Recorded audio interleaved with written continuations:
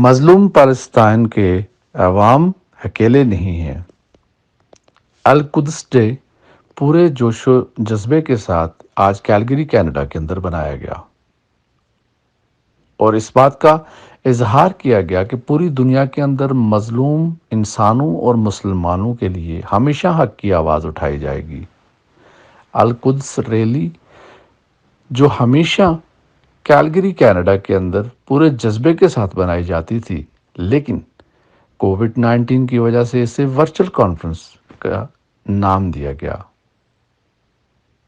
اس conference میں شرکاء نے ہندوستان کی بربریت اور اسرائیل کا اس وقت جو ظلم و ستم فلسطین میں ہے اور رہا ہے، اس پر اظہار خیال کیا اور پوری دنیا کی حکومتوں کی توجہ اس طرف دلوائی کہ وہ مظلوموں کے لیے آواز بن کر ان کے حق کی آواز اٹھائیں۔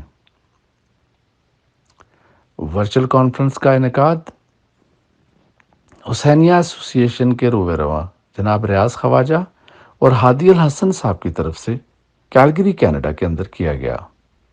بڑی تعداد میں مختلف مکاتبہ فکر کے لوگوں نے اظہار خیال کیا اور مظلوموں کے ساتھ کھڑا ہونے کا عہد کیا۔